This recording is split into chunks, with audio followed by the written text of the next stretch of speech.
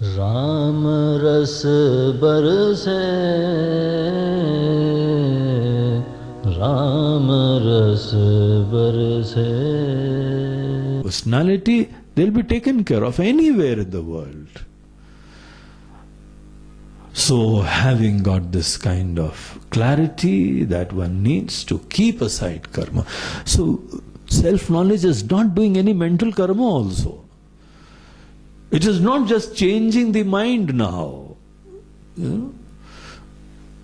Like there are so many kind of meditations that we need to quiet our mind and then suddenly, we'll get self-knowledge. No activities whatsoever. Neither of quietening the mind, neither of changing the mind, neither of changing the focus of our concentration. No change whatsoever. Just try to appreciate what is.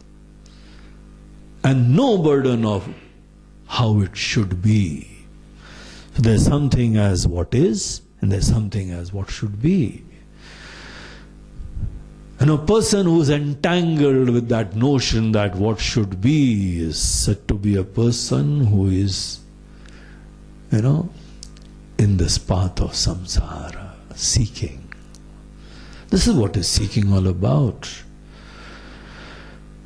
To have the bug of becoming. The bug of becoming is called a samsara. So the person is bugged, Always, trying to become this, become that, become that. You need to become, I need to become. At least become, good fellow, bad fellow. They accept the world as it is. No becoming of anyone whatsoever. You should be like that, you should be like that, I will be like that. Even such thought does not exist in a person who is truly pursuing the path of knowledge. So having said this, Bhagwan Ram goes ahead in Sri Ram Gita and says that, Lakshman, when you have this state of mind, such a state of mind always learns. You'll always be learning. And whenever the teacher reveals anything, you will learn very fast, very quickly, very deeply. You have such a beautiful mind, disposed for knowledge. And here now the teacher will start this process of knowledge for such a person. And the system which is prevalent over here is that take up the study of Mahavakyas. Mahavakya, they are the revelatory statements of Vedas, which reveal certain profound truths about ourselves. Mahavakyas are all those statements which reveal the identity between individual and the total. Akhandarthaka bodhakani vakyani. So that artha, that meaning which is akhanda, which is non-fragmentary. So that which is devoid of any fragments, no divisions, no limitations. A revelation of that unfragmented, limitless, transcendental, infinite truth is the subject matter of Mahavakyas. So all the teachers, directly, indirectly take up this Mahavakyas and communicate. So Bhagwan Ram, he takes up the famous Mahavakya of Chandogya Upanishad, Tattvamasi. He says, Lakshman, go into this thing. Deeply inquire into Mahavakya.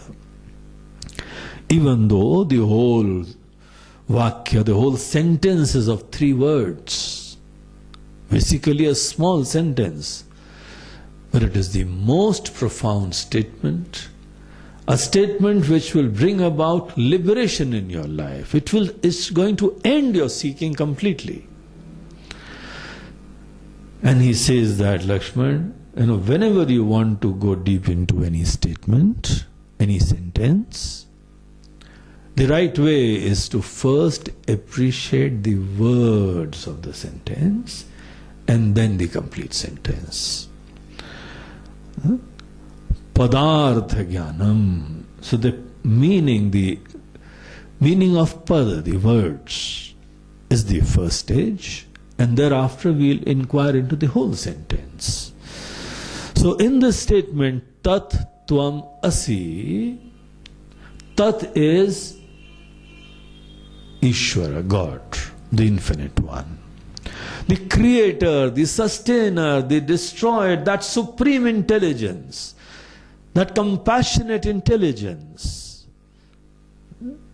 the selfless, loving One, who is blessing us all the time and who is creating so beautiful creation, amazing creation. That Supreme Intelligence is the God. He not only creates everything, but He sustains everything. The things are running beautifully. The weather is coming and going, the sun is rising, and the earth is rotating, everything. The whole system is running beautifully. Not only the things outside, but even our bodies, our heart. It's not the human beings are doing this. The Creator has created everything. Even the smallest thing, the atom, the leaves, the plants, everything is running so beautifully. We are amazed at the profound intelligence of everything. So there is a Supreme Intelligence which creates, which sustains, and which also destroys. That is part of His agenda. He makes place for something new now. He has given you time now. He takes you away from here after a certain time. Maybe after, your faculties are not ready now. Or whatever had prompted you to take the birth is now exhausted. So He destroys also. He is the creator, sustainer, and the destroyer. So that is Ishvara. So Tat word stands for Ishvara, and Tvam word stands for individual. Superficially speaking, when we look at an individual, he has so limited faculties. The intelligence is limited, the capacity is limited, our bodies are limited, we are there for a limited time. We are just in a limited space existing over here only. We are limited from all point of views. We have just come here in this cosmos for a small fraction of time, and thereafter we'll disappear. So this is an individual. And on the other hand, the God is the one who has infinite intelligence, infinite knowledge, infinite capacity, power, love, fulfillment, creativity, everything unimaginable. And here is a statement which is saying that, oh individual, thou art that. How can that be possible? Whenever an individual looks at this possibility of supreme intelligence, whether it is some very learned person over here, even such a person, we always bow down to such people respectfully.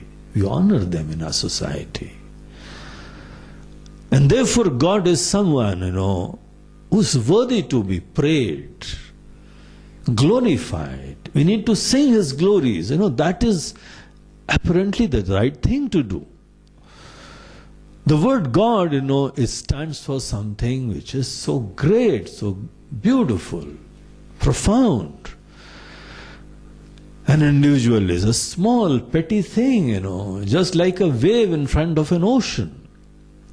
How can a wave become one with ocean? And here is a statement which is saying that, oh individual, you are that. So superficially speaking, this statement is just ridiculous. It's just baseless. Yet, when it is coming from our teachers, very intelligent people, who are revealing this knowledge only because we have surrendered ourselves. We have requested for knowledge. So we need to take these statements much more seriously. What is the hidden meaning over here? Is there a certain thing about the statement which I am not aware of? Let us inquire into that. So Bhagwan Ram says that, Lakshman, you go into these statements, all the words. Let us start from understanding what is an individual. Whenever we say there is an individual, there is one aspect of the individual which is his faculties, this body, this mind, this intellect, the individuality. All these things, this is what is indicated by the word individual. Whenever we define ourselves, which we are indicating only these things. So this is what is called as the word meaning of the Tvam word, Jiva, individual. That this limited fellow. But am I this body? Am I this mind? Am I this intellect? Is this the real me? Is this superficial definition about me is my truth? We know that all our faculties keep on changing all the time. My photographs of my childhood, they're nowhere near me as I am standing today. That is why maybe we are taking photographs all the time, that we are going to change. This kind of moment is not going to be there. This childhood will change. The youth will come, it will change. Not only our physical body is changing all the time, our mind is changing all the time, our intellect is changing all the time, all our faculties, they are changing continuously. What we see at one particular time, next year, next birthday, the person is so different. How can we say that, yet I am the same? Because that is changed. Whole cells of the body changed after a few years. They degenerate and the new ones are there. So I am not the same thing. These faculties, they are not my definition. In the waking state, we identify with the physical body. Whenever we go to sleep in the dream state, we detach ourselves from the physical body and we revel only at the level of mind. And when we go into deep sleep, we even detach ourselves from the mind. Then alone we can relax. And the very fact that we can detach from our physical body, we can detach from our mind, itself reveals that the truth of me is something which is different from this body, mind, intellect. Who am I? What is that constant thread which is, pervading all the various stages of my life? The stages of childhood, youth and old age, the stages of waking, dream and deep sleep. The things, they are continuously changing, yet there is something which is constant. What is constant? What is that me which is not changing? That alone needs to be the real definition of me which is not changing. I take up this dress, I change the dress, I take up another dress. So dresses are not me. Who is the person who is wearing all these dresses?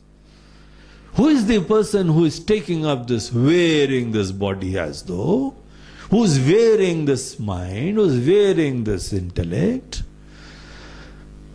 So who am I? In case if we explore deep into the truth of an individual, we realize that what I am changes, that I am is alone the constant truth. So this is what is called as the Sat Chit Anand. My truth is that I just exist. Existence is the truth of myself. And this existence is so effulgent, it's conscious existence. And that alone is blissful also. Everybody therefore loves oneself so much because this I is blissful. It is the source of joy. Whenever we get joy, our eyes, it's closed and we just experience ourselves. So this I of everyone is of the nature of pure existence, pure consciousness, pure life. Ram रस बरसे, राम रस बरसे.